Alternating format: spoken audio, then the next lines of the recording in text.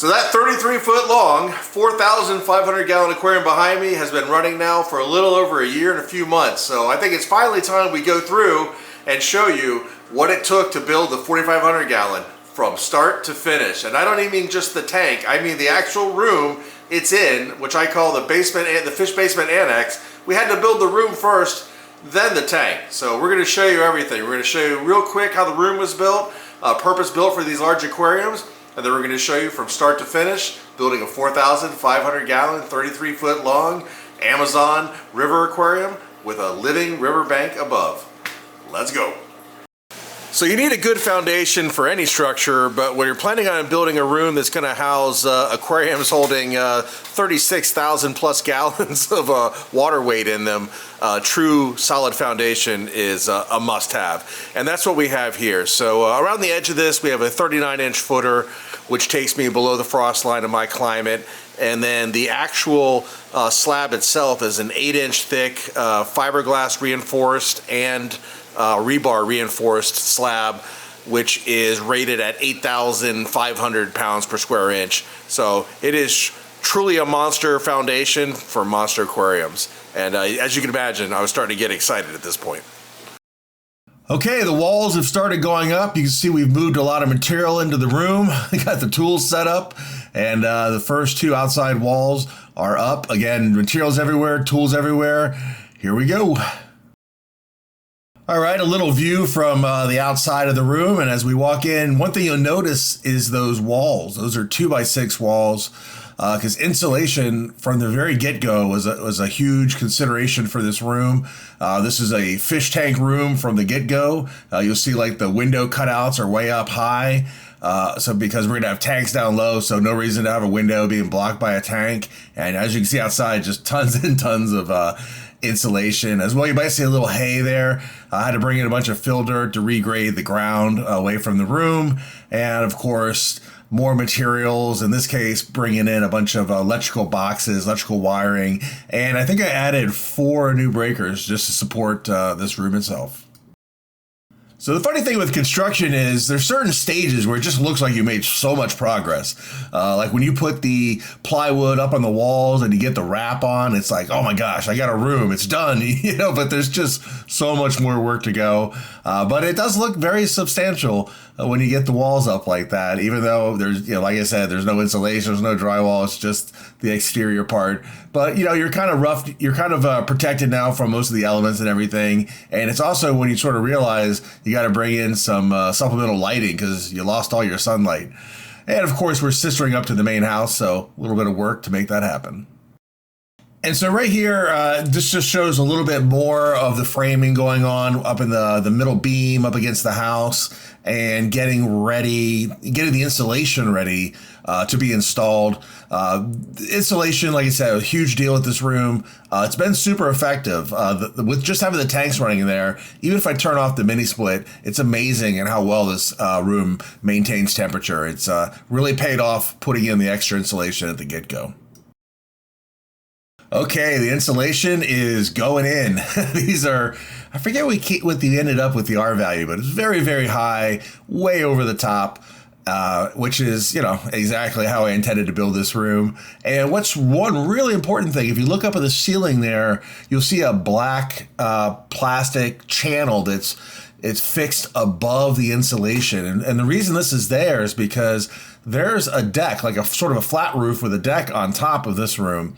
And that's a cold zone, right? And this room's gonna be very warm. And without air flowing in between there, you would have huge condensation problems. So all that channeling there with insulation below it is just to keep air moving between this room and the floating deck up above. So while having the well-insulated walls is definitely key and having that vapor air barrier between the hot and cold, you gotta have good doors and windows or you're gonna have expensive heating and cooling. So this is a steel door with double pane low E window in there. It's got the little embedded blinds and all that. And then here on the outside, I'm having to just frame around the existing part of the house and just sort of boxing that in. And once again, this is a purpose-built room for aquarium, so you're not going to use regular drywall. You're going to use green board, which is moisture-resistant drywall. Of course, it's going to be prime painted. There's a dehumidifier, a mini split system. We're not trying to have moisture. This is inside my house, but you got to build it like a bathroom. So everything is about insulation and moisture control. All right, this is another one of those points throughout the build where it just feels like, oh my God, we're getting so close. I'm gonna start building tanks next week, but still so much work to go. But yeah, we're roughed in here. You see, we're all drywalled up in the inside. We even got some lights going because, you know, once you build a room like this, you can't see anything without the lights. We got the doors and the windows installed. I mean, I'm definitely feeling it right here. Of course, there's so much more to go, but this feels like a heck of a milestone when you're in the middle of doing so much construction work, but feels good to be able to spin around and see a, you know, kind of finished room. Okay, so we made the inside nice, so we got to now protect it from the outside elements, and that's why we're installing the Hardy Backer, Hardy Board, Hardy Plank. Yeah, I think they're called Hardy Planks. It's like a fiberglass and cement siding plank, so they don't burn, they don't fade, they have good insulation value, and of course they protect from water, which is one of the main things. So we started working on that, and then just back inside, anyone who's done drywall, mudding, sanding, mudding, sanding, mudding, sanding. That part is the worst. Feels like it's never going to end. But here we are, midway in the mudding, sanding.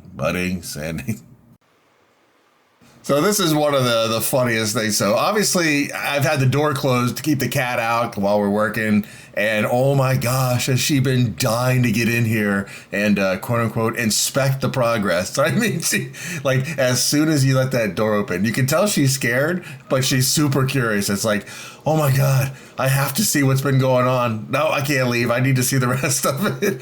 I mean, it's hilarious that the whole curiosity killed the cat. I believe it because, you know, she's like, what is all this stuff? But she doesn't care. It's like, I got to risk it. I got to inspect this stuff. I got to see what the heck is going on.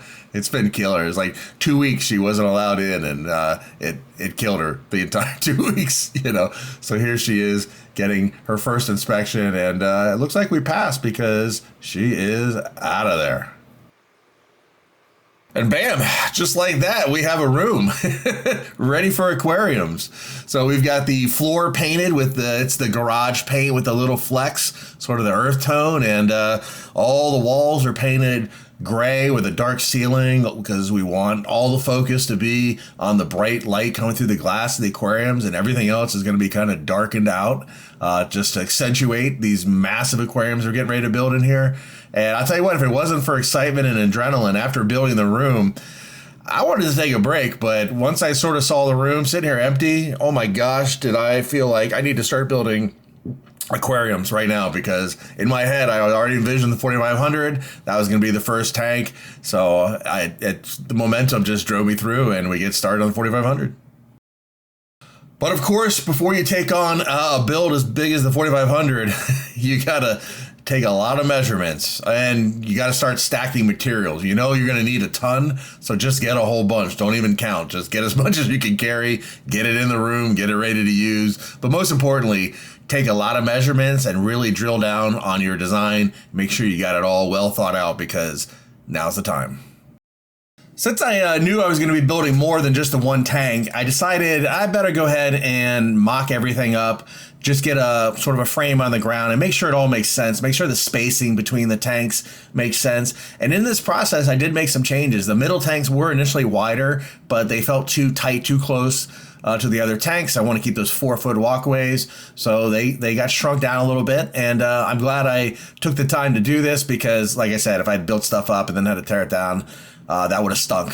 So here we are, making sure the whole room makes sense, not just 4,500 gallon.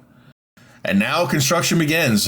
You can see I'm working on sections of framing for the 4,500 gallon. So we have the base frame, which is the two 2x6s stacked on top of each other to drill into and to handle any imperfections in the floor. Now we're building up the framing, the structural framing off of that base, which is going to be where we're going to screw the floor into. But because this thing is so massive, I'm building it in individual sections and then connecting those sections together and then connecting them to the base framing as well.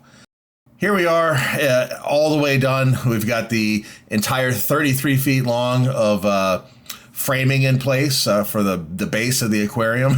And the theme of this whole aquarium is everything is just way bigger, it takes way longer, way more materials, way more energy, way more everything than you'd expect. I mean, I'm just constantly bringing in truckloads of wood, one after another. It looks like a huge pile, and then you just burn through it like right away.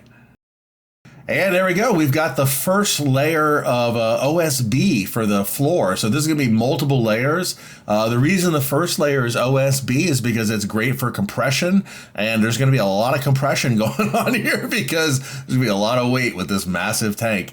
So there it is. The first layer is glued and screwed down. That's another theme of this aquarium, is a lot of gluing and screwing.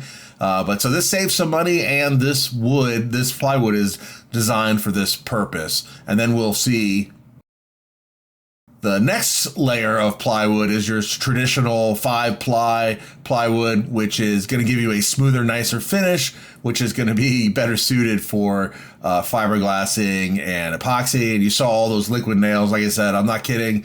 Everything is glued down and screwed. Not taking any chances on this build. And then the other thing is I've marked out all the lines. One thing I'll constantly talk about is take the time, make all the markings, mark everything out. So the spacing works ahead of time before you start gluing and screwing. So you'll see the entire length of this 33 feet, every single joist has been lined out onto the plywood. So you know exactly where to screw into. You're not missing a joist, you're not taking any chances. This thing has got to be a beast. And then once we've got that screwed down, now it's time to start building up the actual framing of the aquarium itself. So the rest of that was all just a base. Part of that's to raise it up off the floor for better viewing, and part of it is to support the tank. You know, big part to support the tank, of course. But so I'm going to use 3 foot tall glass, and this is a 4 foot tall aquarium. So the first order measure is to actually build up the bottom of the aquarium first before I start framing up the wall, so that the glass doesn't start right at the bottom of the plywood, but it starts up about 8 inches, 10 inches or so. And that way the glass and the framing above it will give you a total of 4 feet. But you can see here, we're got the first framing wall up, and you can see we're framing out for the wetland filter over here on the left, this massive filter. And yeah, it's at this point, you can imagine, it's looking like something, right? It's starting to set in on me that what have I bitten off here? this thing is massive. But at the same time, I'm obviously thinking, oh my gosh, this thing is massive. I can't wait till it's done. Okay, what is next for the 4,500 gallon aquarium? Well, we have a few things to do before we start doing the plywood sheathing. So we need to finish the top here. We need to have 4 layers of 2x6 built up, just like we did on the bottom. And you can see here, we've built 1 frame for the first window. And of course, we need to make 3 more of those. So you can see here, the frame for the glass installation is made out of treated 2x6s. And you can see on the inside, that creates a lip for the glass to go up against, silicone up against all the way around. And you might be asking, why treated 2x6s when all the rest of this lumber is not treated? Well, simply because to try to get a 16-foot 2x6 that's not treated and you have it be straight is like impossible. And it saves a lot of money because the length of these windows, it works out better to use that length of lumber. So if I used shorter 2x4s, and if I said 2x6, I meant 2x4. If I try to get a straight 16-foot 2x4, unless it's treated, then if I use the smaller lumber, I would be wasting a ton of lumber and money. So always trying to calculate the best return on the dollar by getting the right wood and measuring everything out, and obviously figuring out how many cuts you can get out of each piece of wood. So what I'm gonna do now is get the top finished, get the windows built in, and then next we're gonna build the interior wall over here for the wetland filter.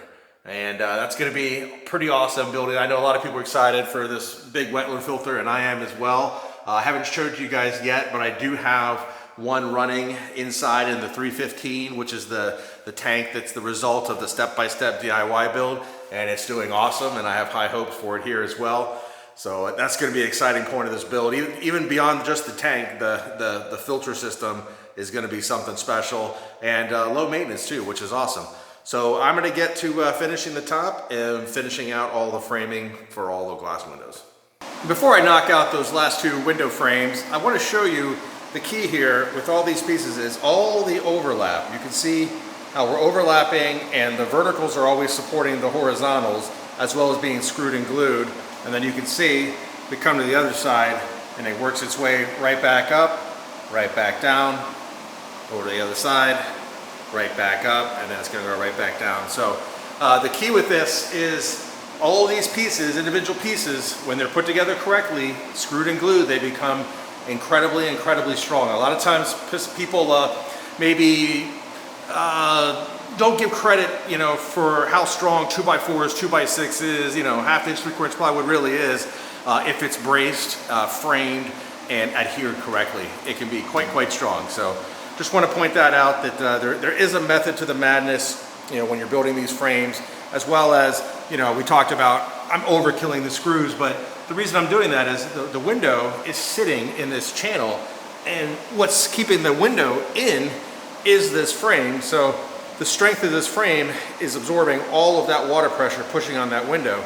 Now it's awesome to build it that way for the glass because you have a big fat gasket that it pushes against. The water is working with you to seal the glass, and you don't have to have perfect framing because that big thick gasket can eat up any little, you know, 1/8 inch imperfections, things like that. So it's not a problem. But it is important that that frame can take that weight, because the only thing holding all that in is this frame. So bracing it correctly, screwing and gluing it, and not finding out the minimum amount of screws it takes to get the job done is very key. So I'm just inside the filter box doing some work getting the main baffle in, and I thought I'd take a break and catch you guys up with the progress of the build. So let me turn this around so you can see the filter. And so I wasn't kidding, I am standing inside the filter box. It is a massive filter box, obviously, which is key because this is a massive aquarium. So just thought it would help to give the scale of this. It's hard to get it all in frame, but it is a massive filter box, and it is very tall. So you're talking 4 feet of height, and then 5 feet by 6 feet. So there's a huge amount of material that's going to go in here for filtering in this wetland filter. There's going to be a lot of layers coming up before that water cascades back into the rest of the aquarium, as well as there's going to be an entire wetland ecosystem of plants growing up above out of that substrate. So it's going to be something special. Okay, so now we're back outside the filter, and you can see that that is the finished framing for the baffle that separates the aquarium from the wetland filter box. And yeah, so framing is done there, and you can see we have 2 windows completely framed. See on the inside, you can see where the glass is going to go in here, and 2 more windows that are partially framed. And you can see popping out of the aquarium, so I just need to finish the framing on these 2 windows over here. These 2 are done, and then it will be time to start skinning the inside of the aquarium. As well as you can see, all the top bracing is done. All 33 feet of the aquarium, we're good to go. So it is really coming along. And in this video, we're also going to answer the age-old question: how many screws should you put in the frame of your aquarium window? Well, and the answer is, I don't want to have to find out. I just buy an extra $50 worth of screws, and I make sure I overkill the beep out of it. So I like to sleep at night. And you know, there's a lot of water. Who wants to find out what the exact thresholds are on these materials? Let's let's overkill it. All right, let's just start on the far side of the aquarium. You can see that all of the windows are framed out. So all 4 windows are ready to go. All framed out, all good there. In fact, all the framing for the aquarium as a whole is complete. Of course, at the very end, I'll do top bracing, and I'll do some framing for lights and for some parts of the Aquascape, but that won't happen until long down the road because it'll be in my way doing the rest of this work. But you can see that we're on to sheathing along the back there. So we've got 2 in place, a 3rd one going in, and we're working our way down, and we're going to be sheathing the inside of the entire inside of the aquarium. As well as you can see, we've got all the framing done for the wetland filter, and this is going to be a monster. This is a monster box here, and I'm very excited to see a wetland filter on this scale, and it's going to be quite a jungle growing out of there. It's got a perfect window for light. It's going to be sweet. But at any rate, we're just going to be sheathing that as well as the rest of the tank. So then what happens after that? Well, after sheathing, it's going to look like an aquarium, but then we get into the detail work. We're going to get into the filling. We're going to fill any imperfections in the wood with body filler.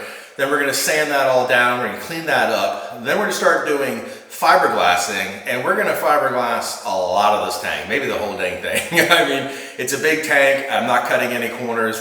This thing is very strong. I'm going to glass the entire tank. So we're going to get the whole thing fiberglassed. We're going to get that sanded down. We're going to inspect that for any imperfections, fix any imperfections, get that nice and tight. And then after that, we get into epoxy coating, pond shield, multiple coats of pond shield. And then we basically have the waterproof tub, and we install the windows after that. And at that point, you're filling it up. So what to expect in the next episode? We're going to get all this sheathing done. We're going to get the body filling done. And we're going to get into that fiberglassing. Well, you know what? Let me start with this guy down here. Yes, I have finally purchased an electric caulk gun. Yes, I should have purchased it years ago, but before I do those 4 giant windows, yeah, it was definitely time. So where are we at with the build? Where we are is that we are 100% skinned. The aquarium has been fully skinned with 3/4 inch plywood. You can see the filter box all ready to go. The main aquarium skinned all the way down, and you can see that. So let me hop in the aquarium here. We'll take a closer look. So the entire aquarium has been skinned, 3/4 inch plywood all the way around. This is the filter box, and then we're gonna cascade out here into the aquarium, and we are skinned all the way down 33 feet. And you can see I've started on the fill work as well. So we're gonna fill all the seams and fill all the screw holes all the way around the aquarium and get it ready for the next stage. So the first stage obviously was framing it, and the second stage is skinning it and filling it, and the filling will be done shortly. That's actually a pretty easy part of it. And you're saying, what is the next stage after that? Well, that is fiberglassing. That's why we have a ton of fiberglass mat and fiberglass resin. Lots and lots and lots of it. So yes, I was doing the calculations, and I was essentially going to be fiberglassing like 75% of the tank, and I said, well, you know what? Why don't I just go ahead and glass the entire thing, 100%. So I will be fiberglassing 100% of the build. And so that is the next step. So like I said, the filling will be done shortly. That's easy to do. When you build it tight, there's not a lot to fill, mostly just screw holes. So no big worries there. And yes, I'll be fiberglassing next. And we all know that these guys here have saved my life, the True Composites. I used to use the Bondo fiberglass, and it was terrible, and the True Composites has been so much better. So yes, what we're gonna do, we are gonna fiberglass every single seam of the aquarium. You know, all the vertical seams, all the horizontal seams, and then we're gonna fiberglass the entire bottom of the aquarium and all the walls, and of course, we'll be fiberglassing inside the wetland filter, up and over, you name it. We are gonna turn this thing essentially into a bathtub with windows. But yes, it will be 100% fiberglassed, and then we will get on to epoxy coating. That's the pond armor painting.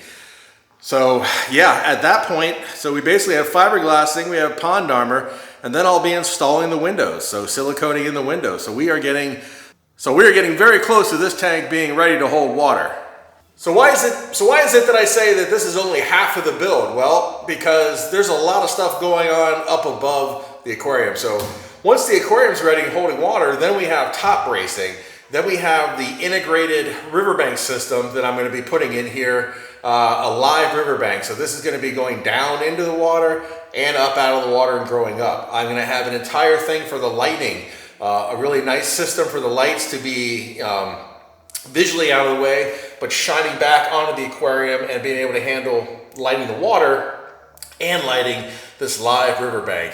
And then of course we have a massive wetland filter to build. So we're going to cover that in this video. So I'm going to show you a bunch of video that I took for the 315 gallon build of building that wetland filter. And this is the same thing, but just on a larger scale with larger materials. So some of the materials will be different, but all the concepts will be the same.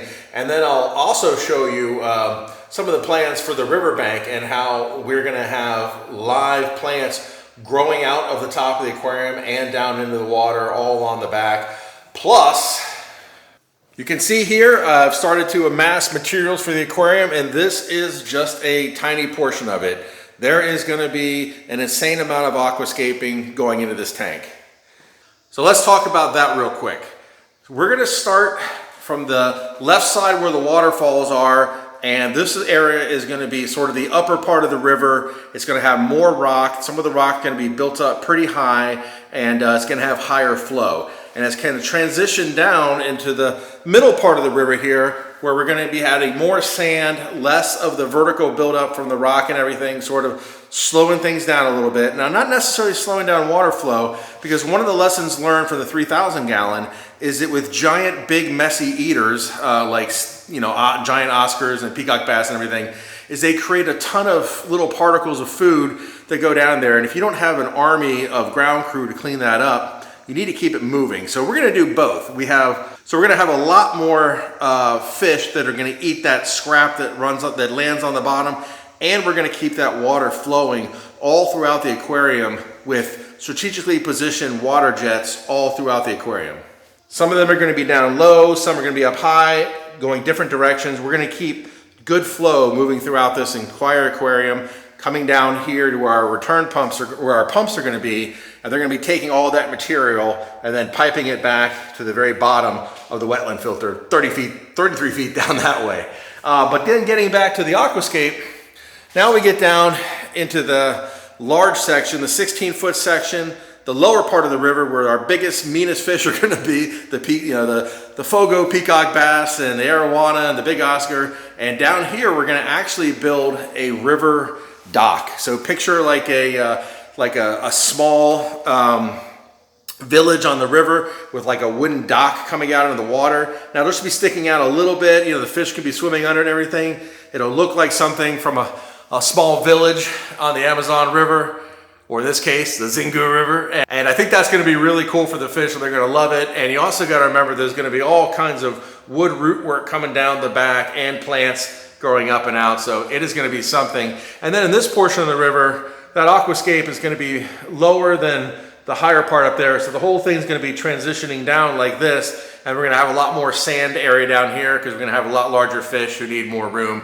And I can tell you from having these guys in a 3,000 gallon, and you think that's a lot of room, but you start getting peacock bass pushing 4 feet, arowana pushing 4 feet, you name it, big catfish, they eat up space like no tomorrow. So we're going to accommodate them in this aquarium. We're going to use all the things we learned from the 3,000 gallon. We're going to handle that sediment better, we're going to have better flow, and we're going to have zones within the aquarium. Speaking of those zones, so one thing I need to do is I'm going to create channels here on each post and then a reciprocal channel over here so that I can put dividers and pull them in and out. And the same thing with the bracing. Normally I would have a big thick brace that would go across here, but this time I'm going to have 2 braces, one here with a gap in the middle that goes across so that I can pull those dividers in and out. And that's going to allow us to have a river aquarium that maybe has 1, 2, 3, 4 sections, or one big section, middle section, top section, or maybe after time, maybe there's no more need for the estuary, the grow out, maybe all the fish are large enough, maybe just two sections, an upper and a lower, you know. So, but we'll have that flexibility with those grates. So every single one of these will be capable of having a divider that goes in where obviously the water flows through the divider, but it keeps the fish either on one side or the other. Because one thing I learned with the 3,000 gallon is you can have fish that live together for 3-4 years, and then they reach that max size, and then they determine they can't get along anymore. So, like for example, in the 3,000 gallon, you know, the Fogo, they live on the right, and the Orinoco peacock bass live on the left. They don't get along, and certain fish can go back and forth from side to side, and other ones can't. So, you know, it's just the way it is. But those fish all grew up together, and they've been living together since 2019. So, and that just happened this last year. But now you've got Fogos pushing 40 inches. You got the Orinicos full size. So yeah, things change, and I want to build a tank for the long haul for these guys that accommodates, you know, all the lessons learned from keeping them in the 3,000 gallon for the last, say, 5 years. All right, as you can see, things are starting to get hot and heavy here in the fish room annex. We've got a lot of epoxy work going on there, a lot of fiberglassing. Oh, and some of those Aquascape materials I was talking about. I'm not kidding about the Aquascape. It is going to be immense. All right, so where am I at now? Fiberglassing, my favorite part. Holy cow. So you know how I always say with this tank, everything is taking so much longer, it's just so much bigger. I was doing fiberglass, the first section of fiberglassing, and I'm like, oh my God, it's just taking forever. It's like, I've been working on this, sweating, you know, I've used, you know, 2 containers of the resin, and I've only got this far, and then I'm like, you know what?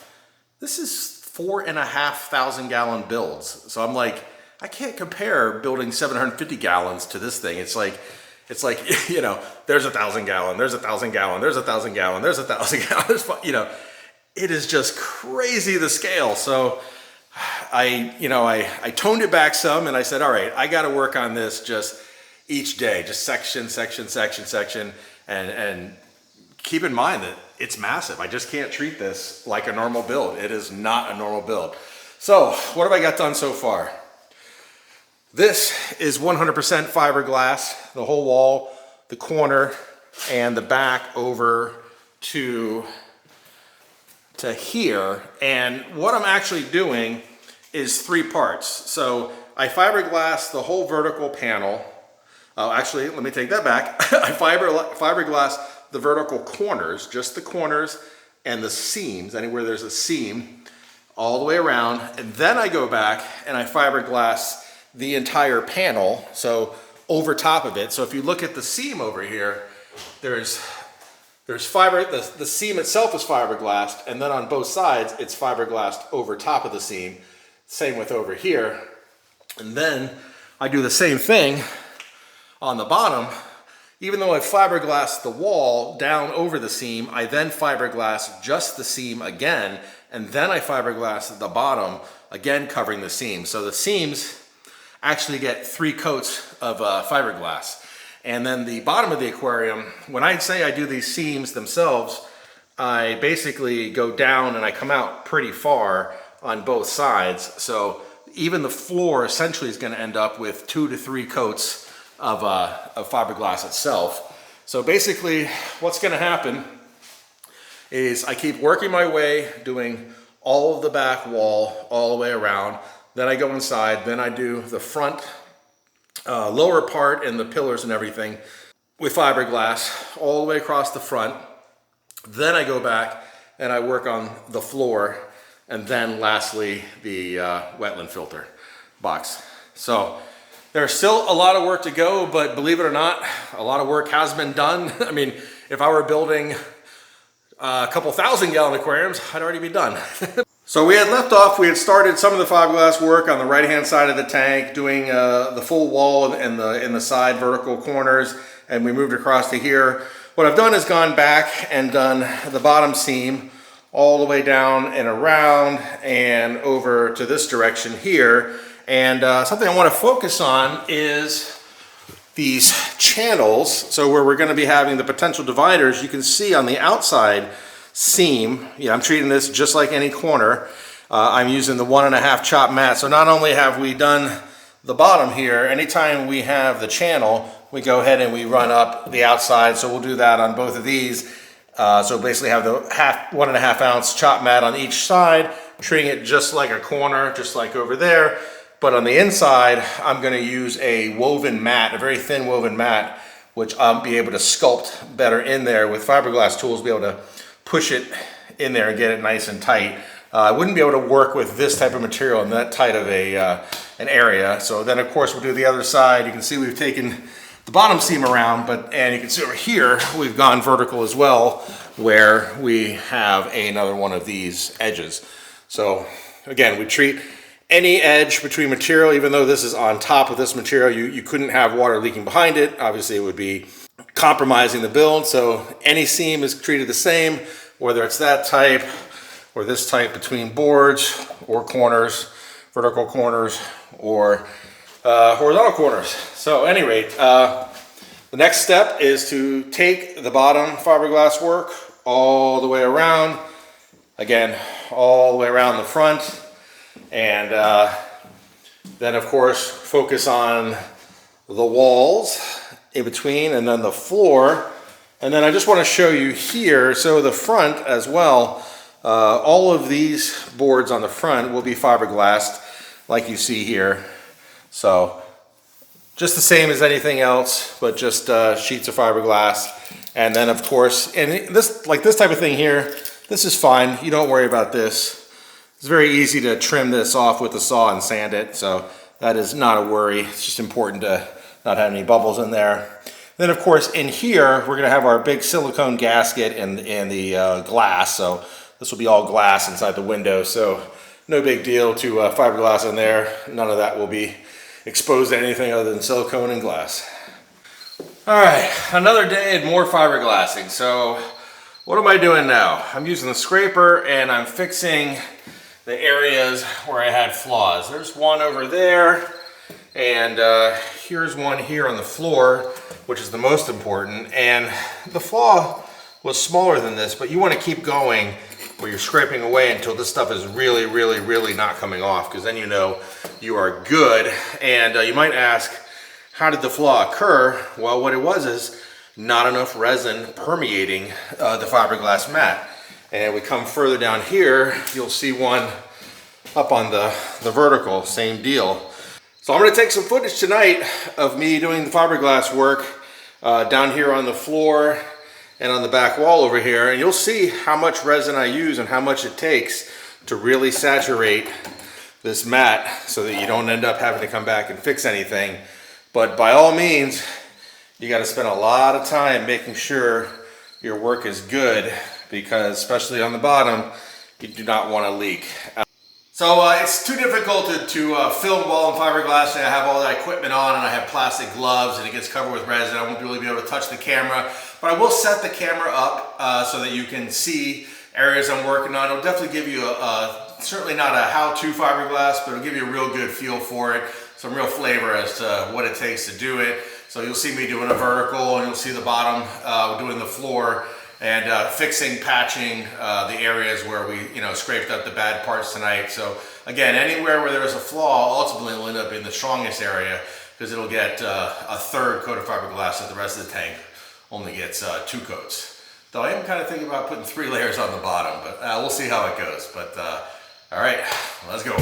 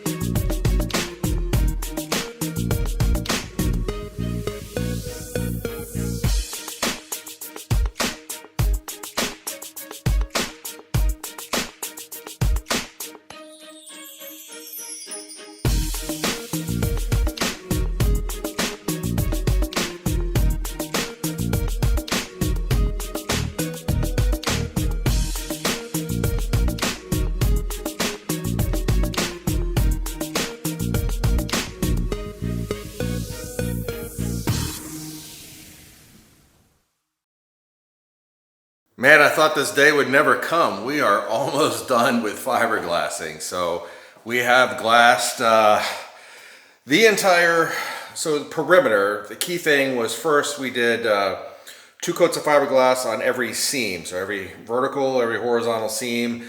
Then we did 3 coats of fiberglass on the entire bottom, overlapping those seams, both in the front and the back and the sides. Of course, we did the inside of the front, we did the verticals, we did the lower seams, the wrap up. We fixed areas where we had flaws. So remember we had a flaw here, so that actually has 5 layers of fiberglass now because of the fix. We had a flaw over here, that's been fixed.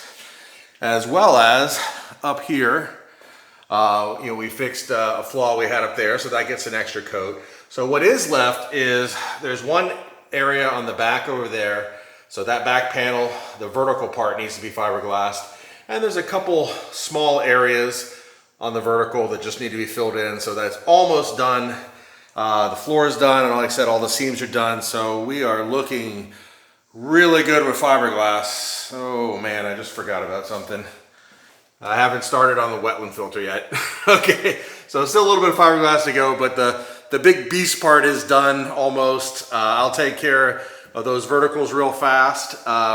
And then, yeah, I'm gonna jump in to the wetland filter and start fiberglassing this beast. 2 packages of fiberglass mat left, and only 1 of the additional 8 things of resin. Yeah, it was a ton of fiberglassing. But, well, let's start at the wetland filter this time. Yes. The wetland filter is fiberglass. It is finished. All the little areas, all the channels, everything. It is done. This was, I mean, obviously it's the biggest tank ever built. It's the most fiberglassing I've ever done. 3 hours a night for weeks and weeks and weeks on this. Just an enormous amount of fiberglass. But, you know, like you guys, I don't want 4,500 gallons of water outside the aquarium. I want it to stay in the aquarium. So a super, super, super important piece of the puzzle. And, you know, like I said, all of our seams, we have multiple layers. The floor of the aquarium, multiple layers, 3 in most of it, 5 in that one spot over there. We went back and we fixed all the little imperfections, and so we have extra layers there. The channels, I was originally going to go with the mesh material, but it didn't work out very well because the roller couldn't get in there, the fiberglass roller, like I intended. So I ended up using the chop mat like I used everywhere else with the brush, and it worked out perfectly. So I got 2 layers of fiberglass inside of each of the channels. So that came out really nice. I'm very stoked about that because that was an area of concern, right? That's not something I've done before. It's a tight space, so I was happy that it worked out as well as it did. And as well as wrapping over the top of the waterfall coming back from the wetland. That worked out really nice as well as the little spots coming up. All good there. And I did multiple layers on the floor of the wetland filter, and of course doubled up on all the seams, just like the rest of the aquarium. So, man, I think the first thing I need to do is clean up. There's like a bomb went off in here. There's just fiberglassing materials everywhere. There's my scrapers and everything up there. But I'm happy to say that fiberglass is done. Thank the Lord. Fiberglass is done. Yeah, it is a monster, monster thing, fiberglass. I know I keep repeating it. I just can't overstate it. It was a massive amount of work. So yeah, I am, what you hear in my voice is relief. I am glad the fiberglassing stage is over. So what do I do now? So now what I'm gonna do is I'm gonna sand everything down, and I'm gonna find areas like where there's an edge like that, and make sure to knock off any extra fiberglass with the sander. If I have to, I'll use the scraper or the Dremel tool, the multi-tool, but we're gonna get it all ready to go for pond armor. So as you can tell, I got quite the mess going on down here, and that is because, yep, pond armor has started. Well, this should come as no surprise, but just like everything else with this build, it is massive and it's taking more materials than expected. So this is all of my undercoat used, and it's pretty good. It's a pretty thick coat, most of it, but there are a few spots that need touch-ups for sure, and I haven't done the filter box. So I ran out just doing the tank. So, you know, a little off, about, you know, maybe a fifth or a sixth more material. Let's say a fifth more, and I would have had it. Actually increased that a little bit for the touch-up, but it's not a whole lot of that. But yeah, as you can see, it it is massive. So yeah, it's a lot easier than fiberglassing for sure. It goes a lot faster, but it is still a big tank. I mean, normally I build tanks that are just like this size, you know, and when you're painting that on, it's you know, it's one session for each coat and everything. Here, it's one session for each 1,000+ gallon section of the tank, so on and so forth. And then of course, everything in the filter box is not quite as fun because there are little tight corners in there. It's big enough, and that's actually part of the reason I made it bigger, was to make it so I could work in there properly. But yeah, it is just a massive tank, so no matter how you slice it, it is going to eat up a lot of material. So what am I going to do? I've used up all my blue paint, and I now know I'm not going to have enough of my black paint. So I am going to order 2 more kits of the underlayment, the blue coat. One to do the filter and one to just hit every spot that needs fixing up on there. And 2 more coats at least of the black for the top coat. So, and I may go a little overkill on that and get a little extra just because I want that top coat to be perfect. All right, we are back moving forward on the 4500. That's our first coat in the wetland filter. It is all nice and blue. Woo! That is, this tank is some work, I'll tell you. All right, well, while I'm celebrating getting that done, it is time to, yeah, start sanding. I got a lot of sanding ahead of me.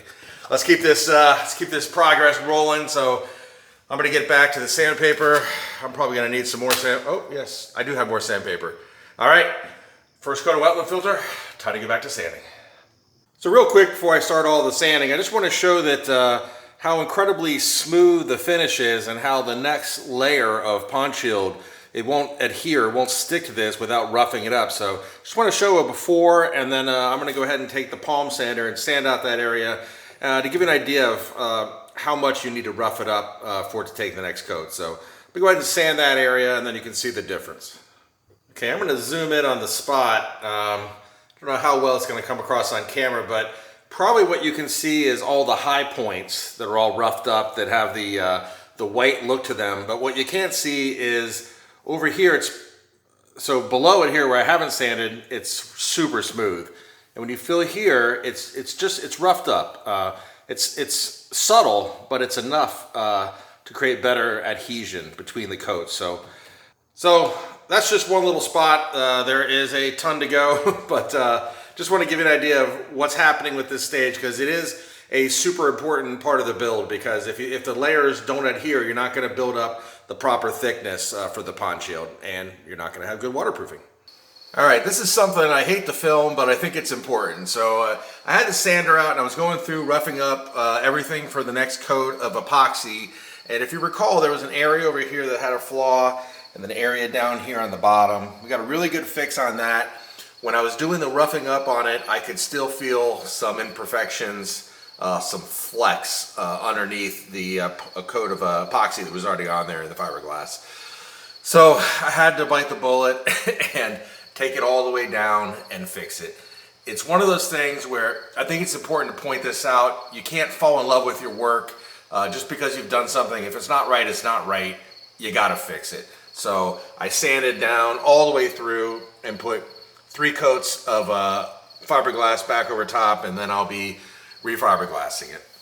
Again, I just think it's important to point this out that, you know, even though you did the work and it's, you know, would it have leaked for sure? I don't know, but there was an obvious imperfection. I could feel the flex.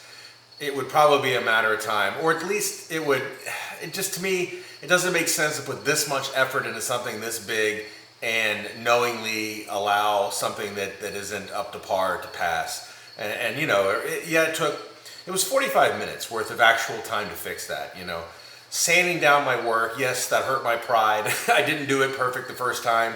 And yeah, I built a bunch of tanks. I'm not saying I built them perfect and everything, or even perfect the first time, anything like that, but you know, you build a bunch, you tend to think you know what you're doing, and you still make, you know, some mistakes. So yes, it hurt the pride to sand it down all the way. And yes, I had to refiberglass it 3 times, 3 layers, and then now I'm going to paint back. But now it's fixed. Now it's solid. So this 4,500 gallons of water will stay in the tank. This is the key. I mean, now is the time to do it.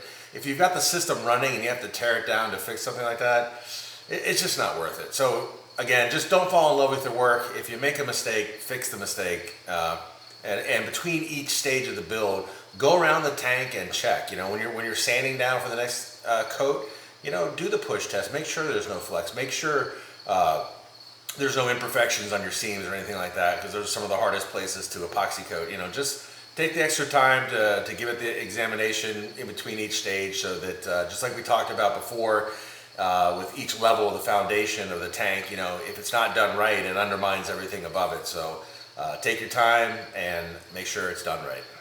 Well, it has been a challenging couple of weeks getting things done on the 4,500 gallon.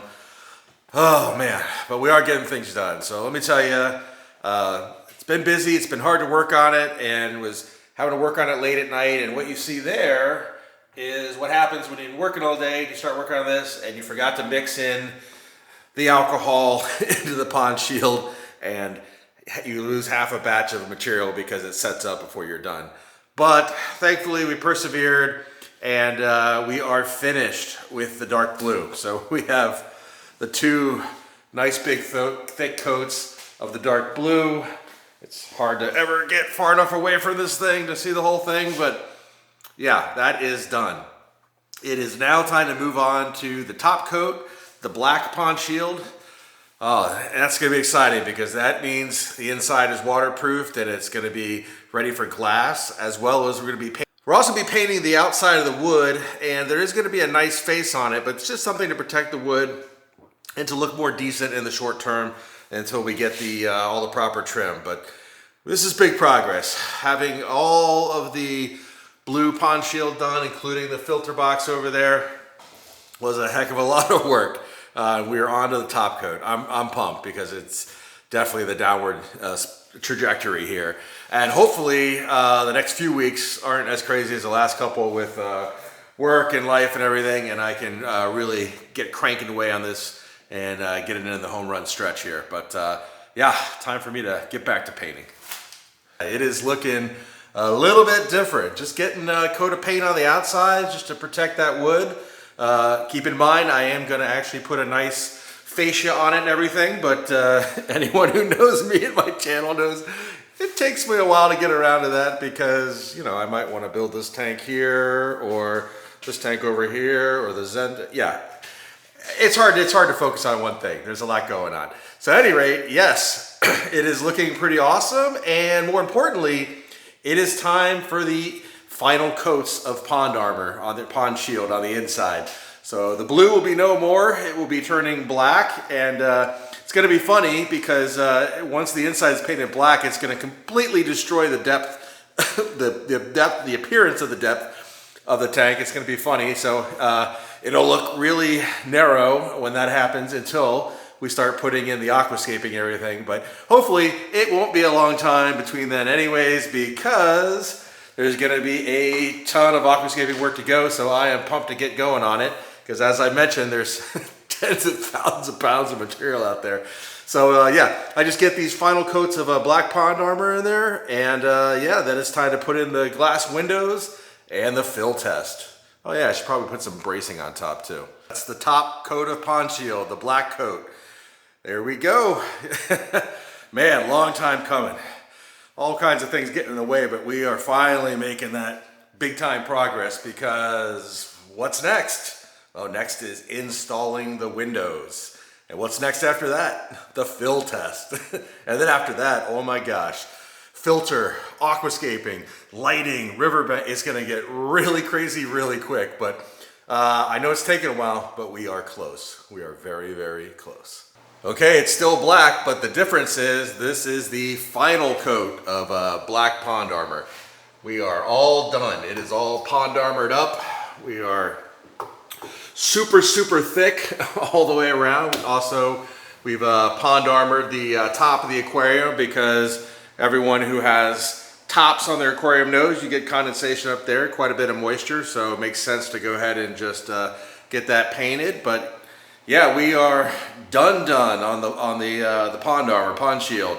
So what did we end up with? Well, we ended up with 2 coats of the dark blue on all the vertical surfaces and 3 coats of the dark blue on the floor. And then we ended up with 2 coats of the black pond armor on all the vertical surfaces and 3 coats on the floor. So yeah, the floor of the aquarium is on there thick.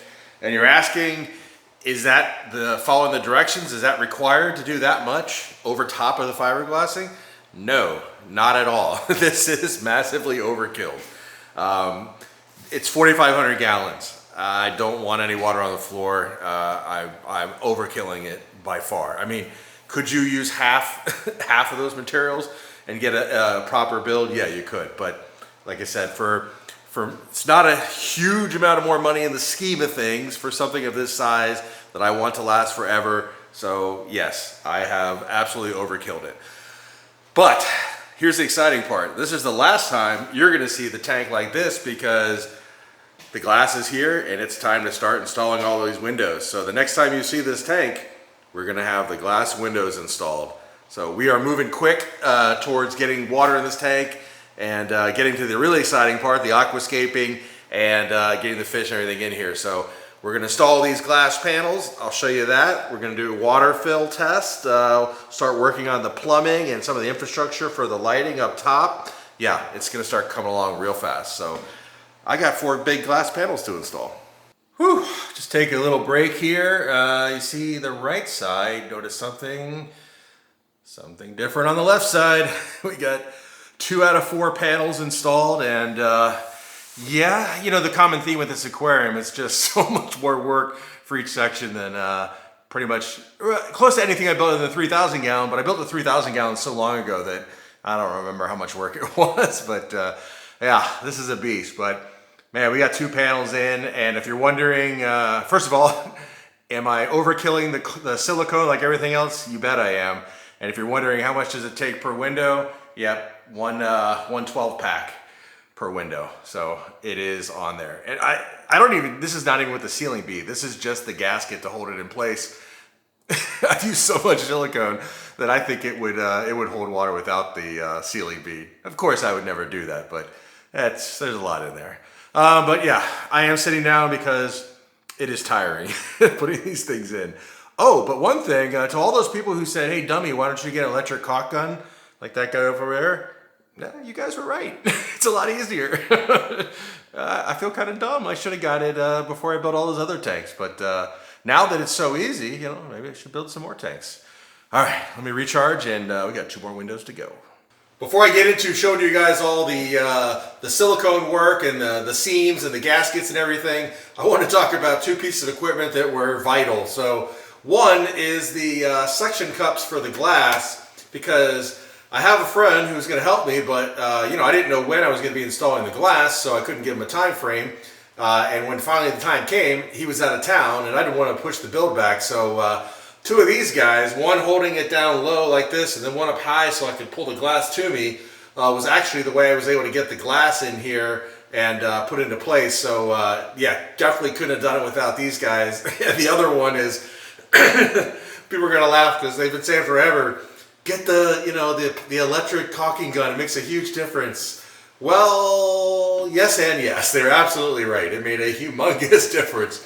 And I'm going to show you, because it wasn't that it made a humongous difference with saving my arm from feeling like it's going to fall off and my fingers and everything. It did do that too, but it actually had a difference, material difference on the build quality. So what ends up happening is when I am squeezing it all out by hand, it's not as even, it's not as consistent. As I get tired, as I move along, it gets sloppier and sloppier. So using the electric caulk gun actually allowed me to do a better job than I would have done without it. So I have much better gaskets, much better seams. They're much cleaner, much more consistent, and again, much easier, but huge difference. And again, I would use the electric caulk gun now really for any size, not because I was worried about wearing out my hand, but just because it allows you to control the beads so well. It's just, you just get better quality work by using that tool. Okay, let me show you what I'm talking about. You see there along the top that gasket house that's just almost perfectly solid, just that little area there. As we come down the side, again, almost perfectly solid. And then if you look at the ceiling bead, what a nice clean bead we get there. Again, massive bead, but so much cleaner than any of the silicone work I've ever had before on a build like this. Again, I'm sure it probably looks crazy if you're used to just a regular aquarium silicone work. It's way over the top, but that is by design, and you can't see it. That's the difference when you're looking at the tank. So it's okay to go crazy overkill, but as you can see, just yeah, the electric caulk gun made a huge difference, and we are all sealed up. That's where I had a little bit extra in the tube, so I just went crazy. Okay, so now that the windows are fully siliconed in, they have the gasket, they have the sealing bead, and they've been curing for 7 days, it's ready for me to go ahead and install the top braces so we can get the water fill test going. So over here, I have a bunch of top braces ready to go, and so I'm going to install those now with lag bolts. So what I'll do is, I'll show you, I'll put those on top, I drill through, and I put 2 lag bolts on each side, I think they're 4-inch or 4.5-inch lag bolts. So they will be very, very strong, and they'll keep the tank extremely rigid. We'll talk about why I chose the design of the braces that I did because of the dividers and everything, but we'll talk about that. And then once the braces are in place, well, it's time to do the water fill, the wet water test. So we're going to fill up both the wetland filter and the aquarium, and make sure we don't have any leaks and we don't have any glass blowing out into our knees or any craziness like that. And then, of course, while that's happening, I'll be working on the plumbing and some bracing for the lights up top, and also some cross bracing within the tank, sort of within the tank, like in the tank but not in the water, just above the water for our riverbank. And so then we'll give the water time to water test, and wham! And then after that, it's drain, and we're full bore, assuming everything goes well. It's drain, and then we're full bore into building out the wetland, building out the aquascape, and connecting up all the plumbing. So we're getting close. Okay, this is a big milestone. As you can see there, we have all the bracing in place that we need to be able to do the test fill in the aquarium. So we're gonna take a quick look. You can see we've got essentially 4x4 braces that are lag bolted in to the top. Again, there's space, so for the dividers, and just to keep it equal, I spaced down there even where there's not a divider, and we've got these big bad boys keeping these locked in. So, what does that mean? That means we can test fill this bad boy. So if you've been wondering, is it gonna hold water? Is it gonna blow out and take out my knees and wash me down the street? Well, we're gonna find out right now. All right, so you're gonna see this the same time I do. We are very close to going over the threshold over on this side. Looks like this side of the wall is slightly higher than the other side, but yeah, it is getting close. That is a big box of water. I know there's been a couple comments like, is this filter big enough for this system? It's a big filter. I think it's maybe doesn't come across as big on camera as it is, but it is a very large filter, and it's going to literally have tons of aggregate in it, and 12,000 gallons per hour water flow. So there's going to be a lot of filtration going on for sure, as well as it is a wetland, so it'll be all planted up. So it's going to be a very powerful filter. If you compare the scale of it versus the one on the 315, which is doing an amazing job on the 315, this is larger, slightly, a little bit larger. So, and as I'm talking, it looks like we are at the threshold there, just starting to come over the lip. Pretty much all the way across, actually pretty even, but slightly higher on this side. And you can literally see the water working its way across the top. Looks like that's probably going to be the spot right there. So that's the lowest spot, and boom, we are overflowing into the tank. Very cool. It's going to be interesting to see how this waterfall compares with 12,000 gallons going over it per hour. It's going to be pretty substantial. So far so good on the wetland filter water test. It's been filling up for quite a while, as you can imagine, and no signs of any water anywhere. And now we're on to testing this giant beast. So there you go. It is overflowing. Yeah, and it's not going to look like much for quite a while, obviously, in here. So I'll have to come back once I don't know, 5 hours has gone by, and maybe it's a third or quarter of the way full. We'll see. It takes forever, but very cool. So first stage complete. Water in the filter box. Time to get the rest of this thing filled up. And obviously, don't get me wrong, this is this kind of a water fill test is not a okay, it held water for an hour kind of deal, right? It's got to sit full for days and days to make sure there's no problems. So it's kind of a hurry up and wait scenario, but it is a huge milestone to actually get water in this beast. After all this time building it, we finally got water going in the 4,500 gallon. Well, you can see the hose is in the filter box, and it is mostly drained out, and that is because it successfully held water for 7 days. No issues whatsoever other than condensation on the glass, but the actual tank held water, which is awesome. So what I'm gonna do now is get all of this water drained out, and yeah, time to start on the plumbing, the wetland filter, the lights. Oh man, all kinds of stuff. And yeah, have more aquascaping being delivered today. So as you can see, I had to wait 7 days for the fill test to be complete to make sure, and you know, obviously good to go on that, which is awesome. That's a big milestone.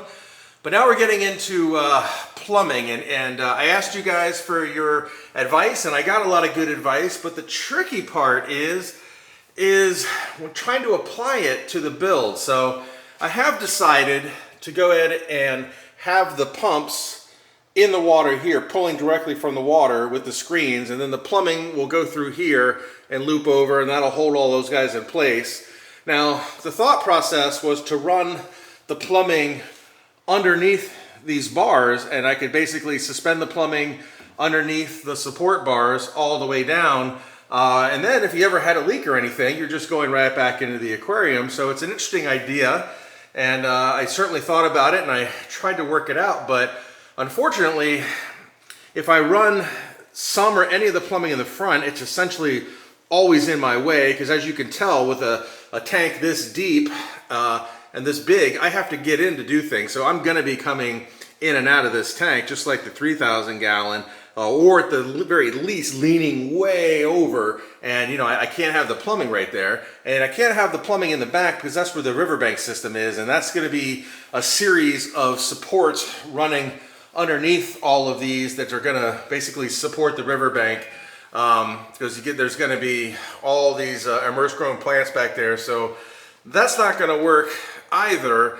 And then running the plumbing right down the middle, you know, it's the most feasible way, but I decided it still sort of falls in the category of in my way and blocking the lighting, which is going to be, the light is going to be mounted up top here, close to flush mount up here, and then shining back and down into the tank. So that's kind of right in the sweet spot of that.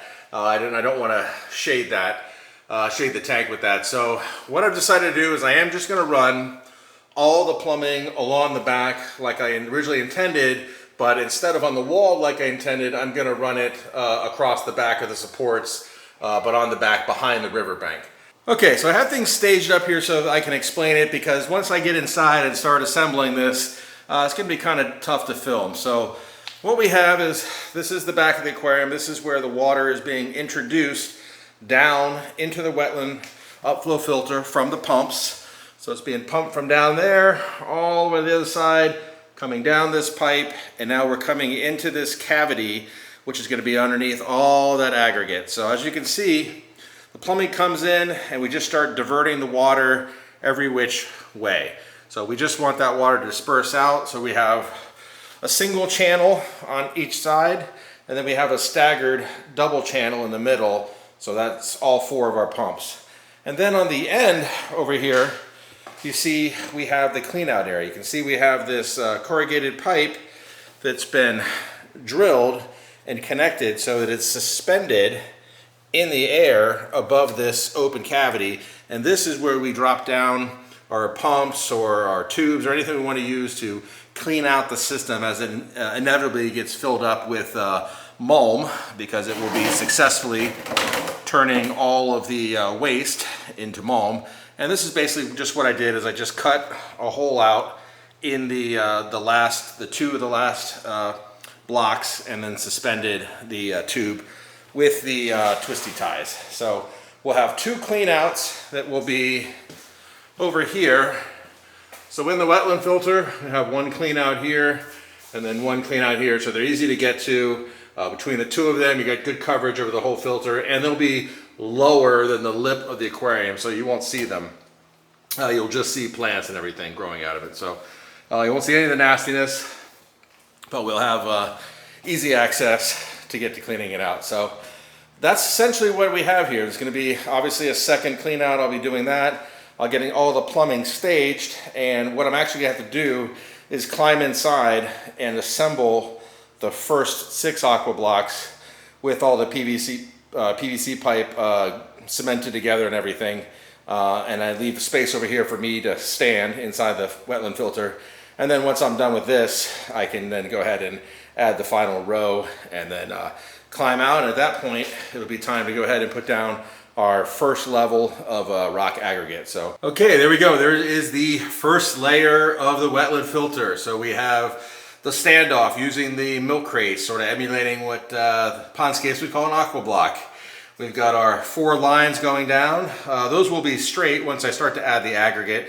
That'll hold them up in place. Same with the cleanouts. They'll be straight like that once the aggregate is in there.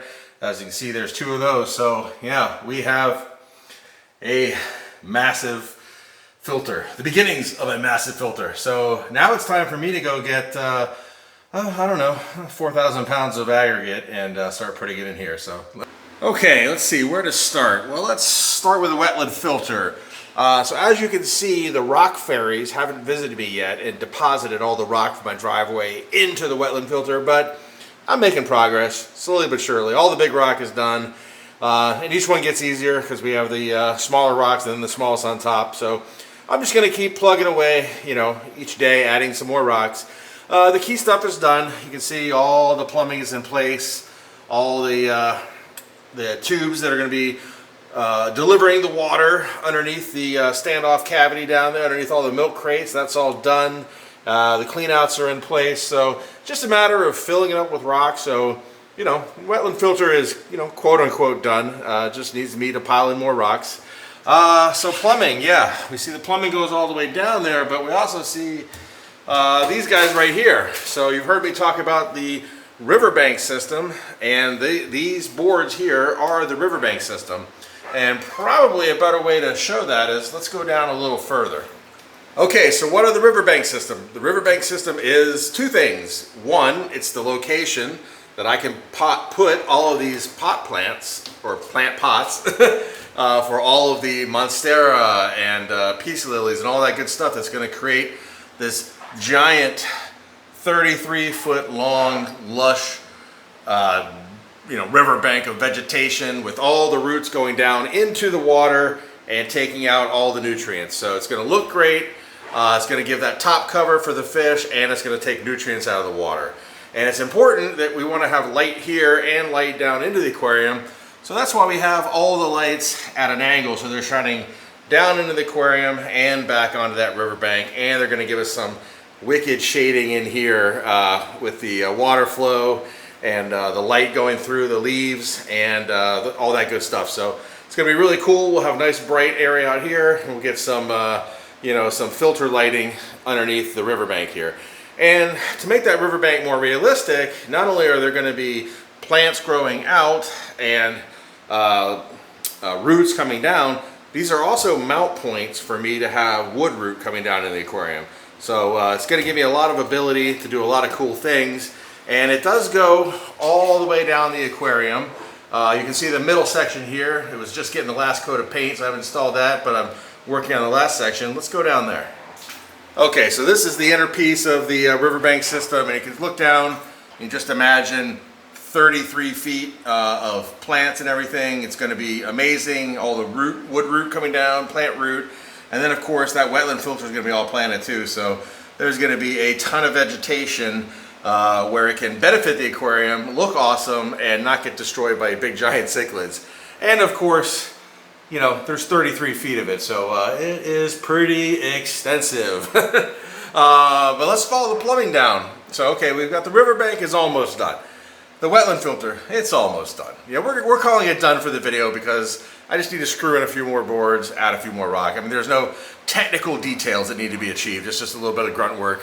Plumbing, again, same thing. Plumbing is done. All of our pumps are plumbed in.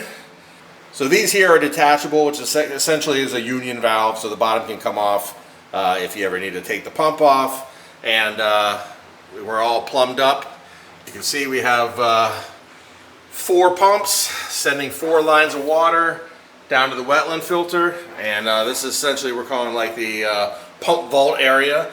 We're going to be pulling top water.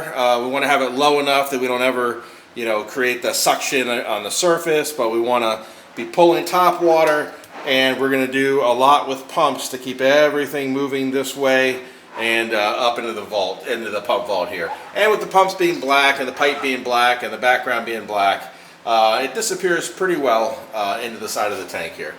And again, I'm calling it done for the video, but yes, I need to do some touch-up painting on the plumbing just to make it look nice, but for all intents and purposes, you know, it's ready, it's done. Okay, phase 1 of the, call this the Riverfall part of the Aquascape. So you see we're going pretty close to the top, and we're coming down and spreading out into the tank. Got 3 layers here, which are all going to be covered in rock and slate and wood. All this good stuff up here.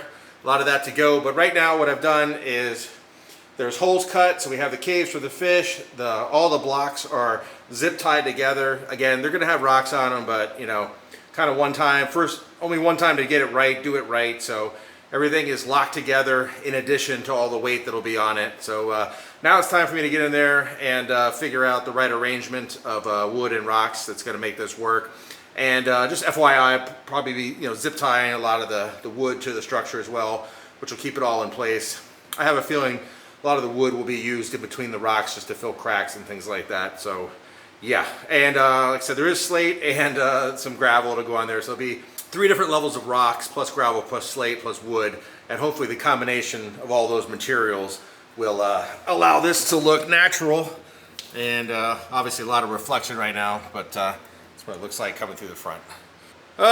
Like always, this thing is a beast. I'm pretty beat, but let's take a look.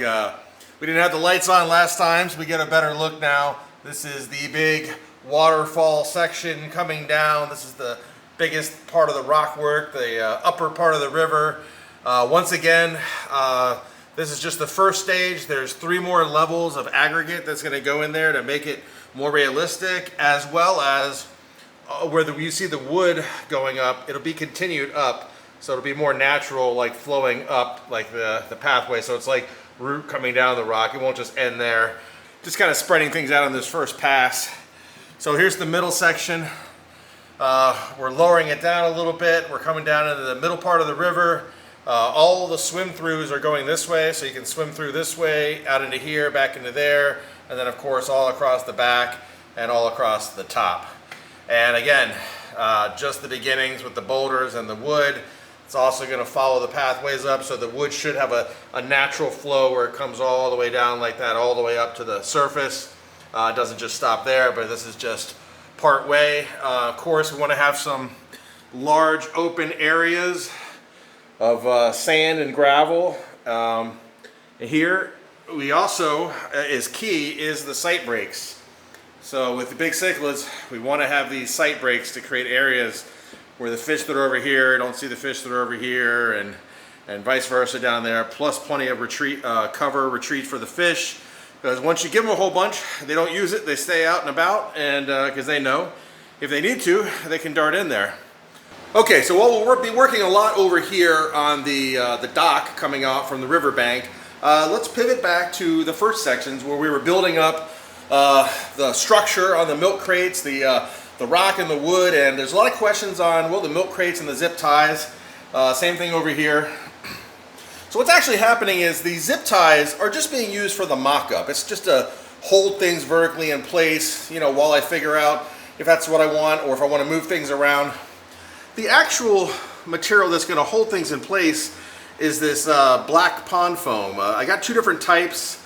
I don't know which one works the best, so I have them both. And these are what we're going to be spraying in the gaps that's going to hold the large rock and wood together. And I'll have buckets of sand and gravel and everything to sprinkle on there while it's all wet to really fuse this whole thing together.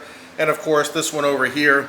We're going to have fish in here that are guaranteed to put a heavy beating on everything, so it needs to be very, very strong. And well, I do think zip ties would last longer than many people think they would because there's no UV. Usually it's the sun's UV that destroys them. If they're completely underwater and not exposed to UV, they'll last longer. But people are right that they won't last forever. They will, you know, break apart eventually, and it would fall apart. So that is not the permanent solution.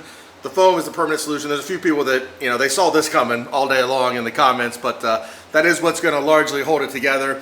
All right, so as you can see, while I was waiting for more rocks, I went ahead and did all the wood root. So there's some pretty substantial wood root in there. Take a look in up top. So what we want to do is create lots and lots of sight breaks and habitat.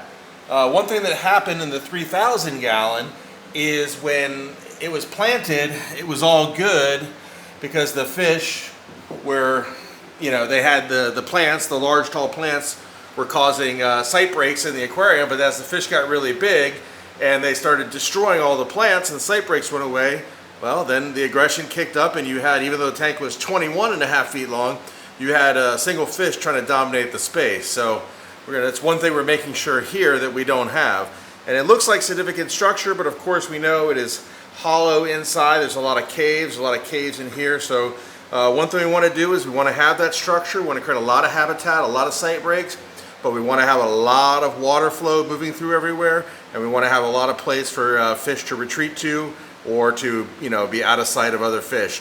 Also, with this tank being a foot taller, we have more of the upper and lower levels now. But Xingu tributary, which is heavily rocked up, and we have a nice gravel substrate here. And you can see that we are blending in the rock work, you know, from the main section here into the next section. We have some different levels. We have some larger rocks tying it together so that these don't just look like individual exhibits in front of each pane of glass, that there's actually a cohesive aquascape. You can also see that the foam has been painted a more earthy brown color and more natural look, as well as, you know, once the biofilm gets all over everything, it's going to continue to get more and more natural. But so we come down from the first rocky area, super high flow through there. We get a nice pool area here with some larger rocks sort of framing in a nice cool pool area. And then we get to a substantial but smaller, not as tall rock section with more root coming down. We're starting to get into the jungle root here, and so up top you can see that area in the back. Fish are gonna absolutely love that, the cover of the roots and on top of those caves. Then of course we have caves running all the way through this entire formation. So this is not blocky. There's a ton of habitat inside of there. There's a ton of habitat inside all three levels of the first area as well. And we're continuing with the rocky substrate here as we come out of the midsection of the tank. But now we are transitioning to the lower portion, the middle lower portion of the Xingu tributary. And you can see the rocks are starting to go to sand. So now this section here, there's actually rock underneath all this sand up to about here. So what's going to happen is when I fill this up with water, the sand is going to mix in with that rock. So there's like twice as much sand on top as the rock, but it's going to fill in. So what you should get is an area that looks very mixed with rocks and sand all throughout. And then again, you can see the formation coming out. So instead of just having this thing over here and then this thing over here, you can see along the back it's all built up with larger rock and filled in with gravel. So we've got some more structure, more cohesive structure. There's also some large rocks under here, so this looks more natural. And now the dock area. So you can see we have all the pilings, they're all rocked in. We have gravel, everything looking nice and natural there. And then we're flowing into the bottom part of the tributary where it is just all sand, nice, deep, thick sand with just the root coming out of the back. This is going to be a haven for the larger fish, the most open area of the aquarium, but with still some cover and sight breaks. And I don't know, it looks like a perfect area for a stingray to be hanging out. But at any rate, if we come inside the aquarium, we can see that there is literally a ton of structure. And then of course, last but not least, we went ahead and finished off by painting the plumbing and getting the baskets all set up and ready with the basically clay pebbles. Basically gives something for the plant to stabilize the plant, and then of course the roots from the plant are going to be hanging down in the water all along this riverbank. So you've got the plant roots hanging down, mixing with the wood root, creating a complete jungle riverbank scape with the canopy. Because you got to remember, the plants are going to grow up. They're going to grow to the light, so they're going to grow up and over. It's going to give a very, very natural riverbank appearance, and that goes all the way down the entire aquarium, all the way up to the front.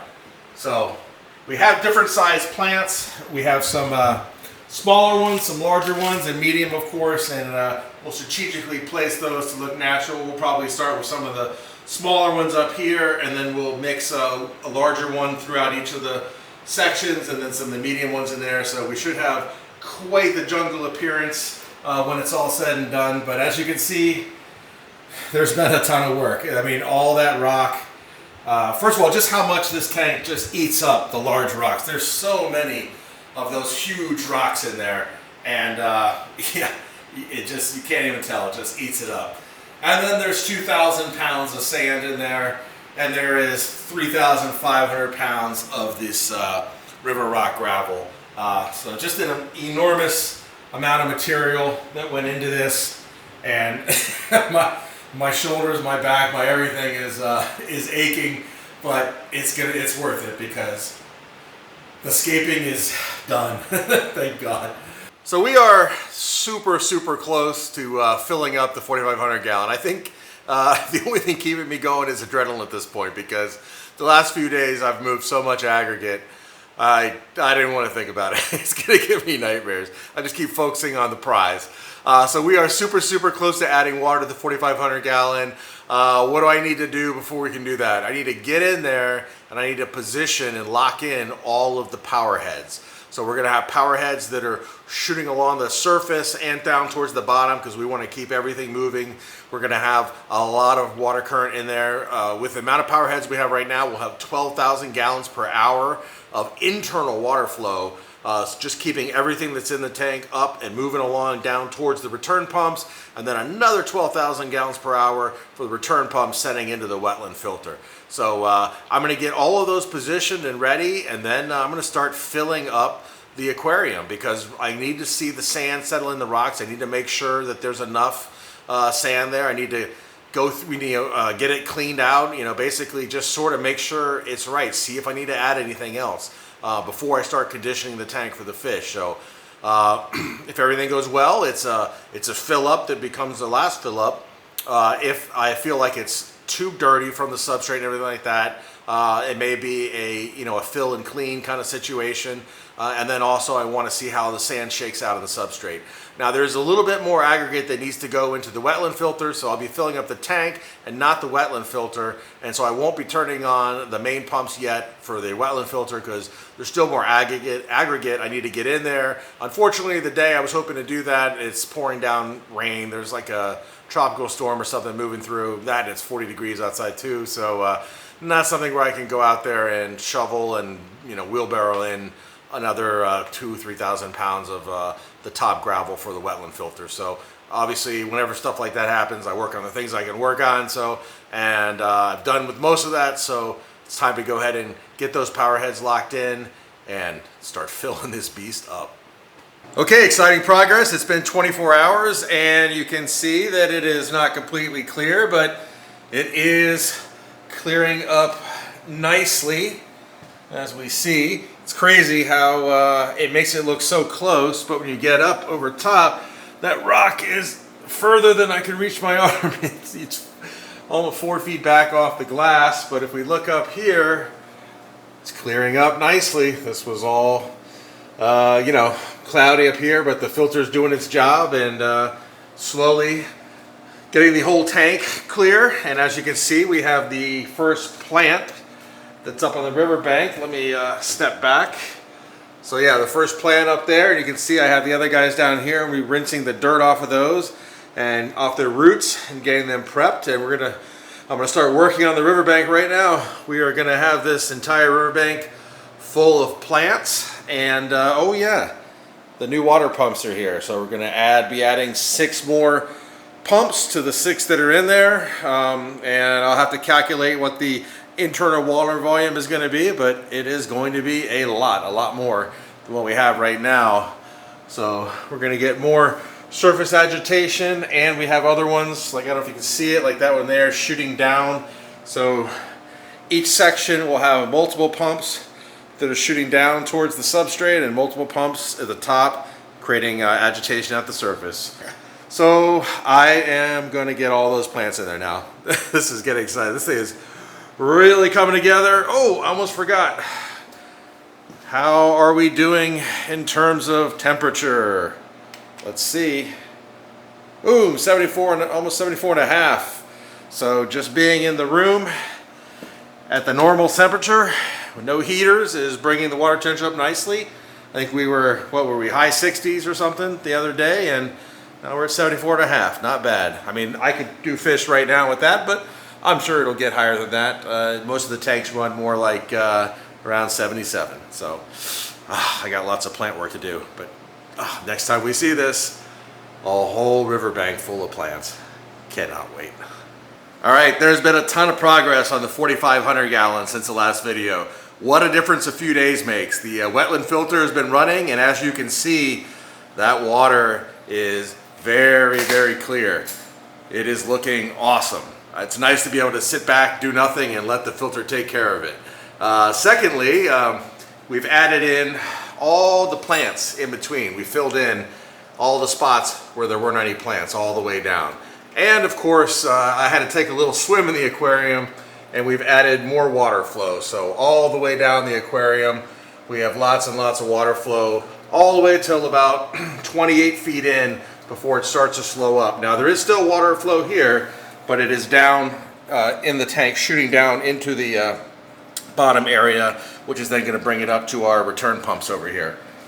And that is not the only change that's occurred in the 4,500 gallon, because a couple days ago I went ahead and added the very first fish to the aquarium, and there they are right now. It's a pair of albino red Oscars that my buddy Gary gave me a while back that I've been growing out specifically for this aquarium. And since they're smaller than the big boys in the 3,000 gallon, I wanted to get them in here first and get them well established before I move the big boys over. Now, they're not small enough to be eaten or anything like that, but they're certainly small enough to be bullied. So hopefully getting these guys situated first in the aquarium and then bringing the other guys over into a whole new environment will be good enough to mitigate any initial aggression as all the fish figure out what's what and who's space and everything like that. As well as we have a ton of sight breaks in this aquarium, whereas the 3,000 gallon has lacked those sight breaks for a while because I was planning on moving the fish or sort of been breaking it down. So here we obviously have a ton of more habitat and sight breaks, so hopefully all goes well with those new guys and the new fish, or the old fish moved over from the 3,000 gallon, the big boys. As you can see over here, just massive water flow coming out of the waterfall, And again, plants filled in where there weren't plants before. I can see new leaves already. We can see the roots just crushing out of those baskets. You know, they were all in there at one point, and you can see how they've all pushed their way out. So they know where the water is, and they're going to get it. So it's just a matter of time before that riverbank becomes a completely integrated, you know, tropical jungle bank. It's going to grow up all the way to the ceiling. It's going to block that view of the back wall and the cables and everything. It's going to grow forward towards these lights and provide a jungle canopy up and over the aquarium. So it should be pretty impressive once it gets grown in. And certainly last but not least on the 4,500 gallon is I have added in a elevated platform. So I use PVC pipe, egg crate, and Matala mat, and I've suspended up these plant baskets about 8 inches off the surface of the wetland filter so that I still have water flow and water flow going underneath these plants, but so that I can basically have the entire wetland filter covered in plants. Of course, not blocking my clean out tubes here in the front, but basically covering the whole wetland filter. And as these grow up and grow together, they'll basically form like a lid to keep evaporation down, because they'll get very, very thick and there won't be a lot of open space where water will be evaporating. And speaking of that, it's not something I've spoken about a lot, but the intention was always to have lids on the aquarium. So there'll be lids just like this going all the way down the aquarium. And there'll be a few spots like you see in the back there where there's not a basket and there's not a lid. That's where I'm going to put in Matala mat, where I'll fit it in there tightly, because we're going to have arowana in here, and we're definitely not going to take any chances with those guys getting out.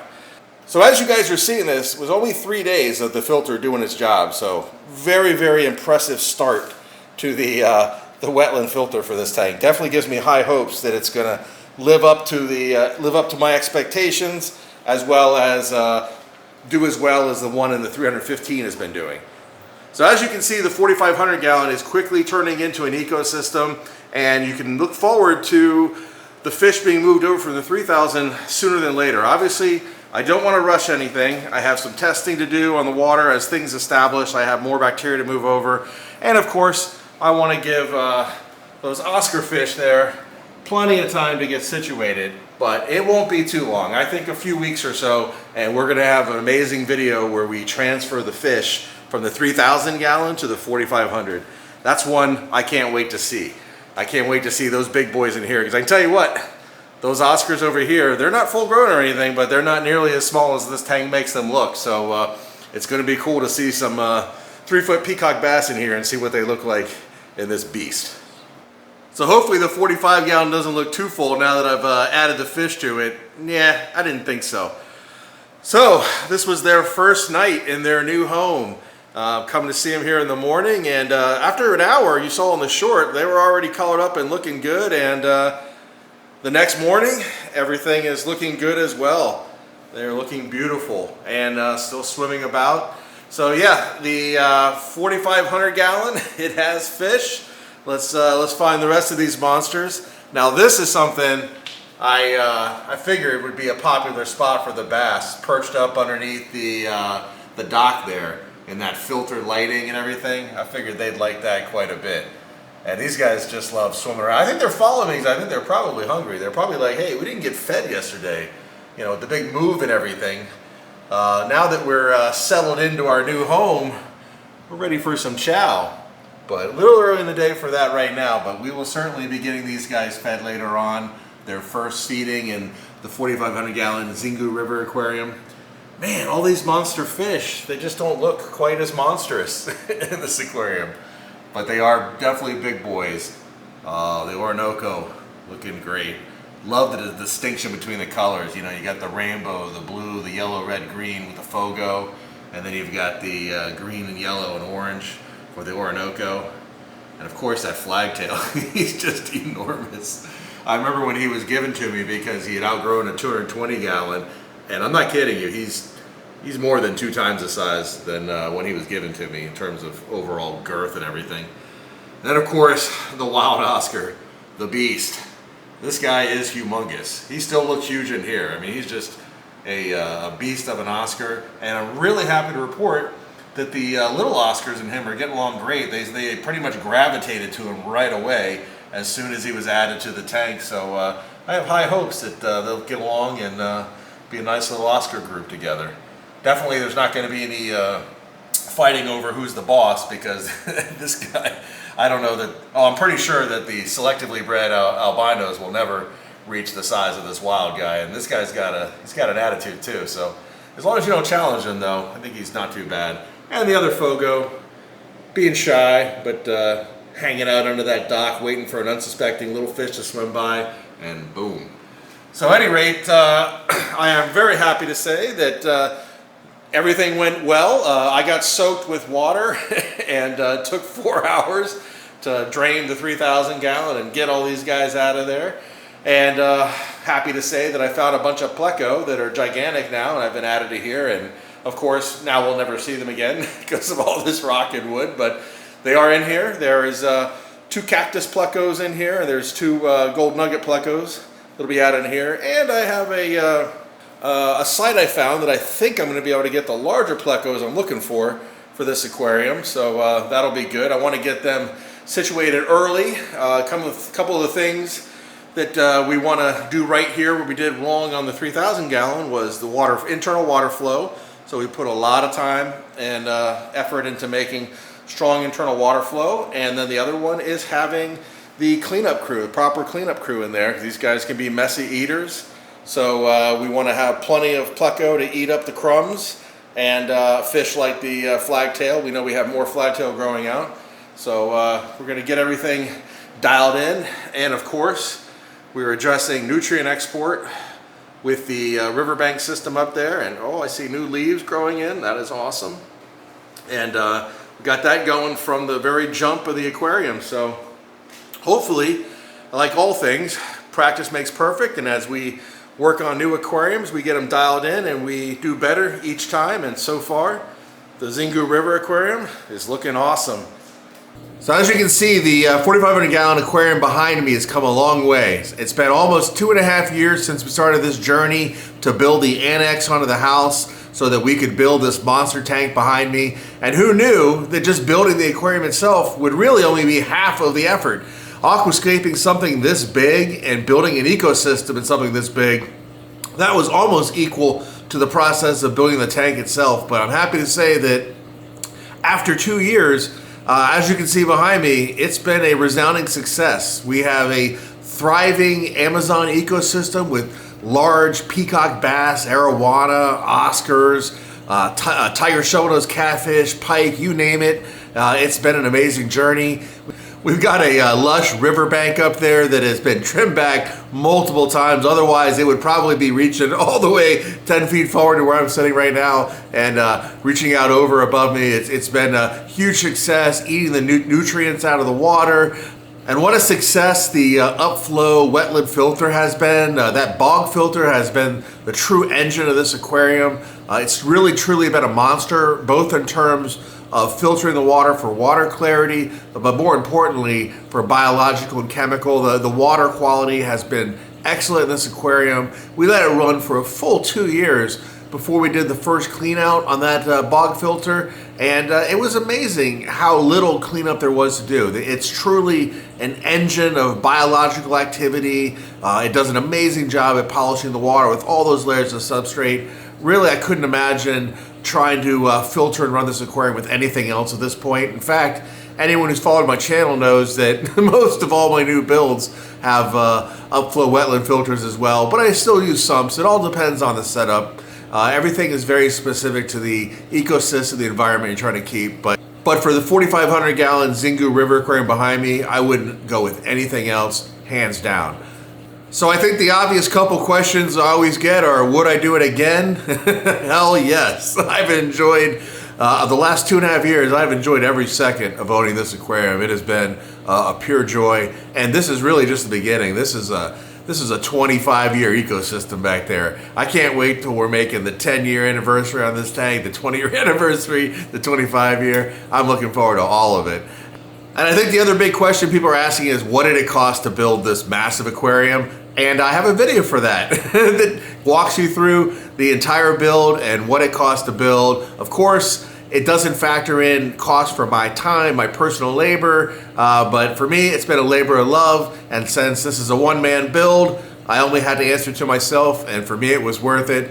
But it did take 6 months, 6 weeks to build the addition on the house, and the rest of the time to build the aquarium and aquascape the aquarium. And I bring up aquascaping because it's no joke. Moving 10,000 pounds of aggregate by yourself is a lot of work. So spread out over many weeks, this tank was aquascaped and tweaked and built into what you see behind me, and didn't all happen at once. It's been an evolution. It's still evolving today because it's a living ecosystem, and that's part of what makes all these aquariums so amazing, and it's been a lifelong hobby for me. So I'm going to link that video at the end of this video with how much it costs to build this, and I'll link a playlist series because there's been a whole evolution of this ecosystem behind me. We've got new fish that have come, older fish that have been with us for a decade or more have passed on, and we've made changes to the aquascape and the overall system in general. So, what a marathon, what a tank, what a video. Thanks for watching, and hopefully I'll see you on the Aquarium Domain channel real soon.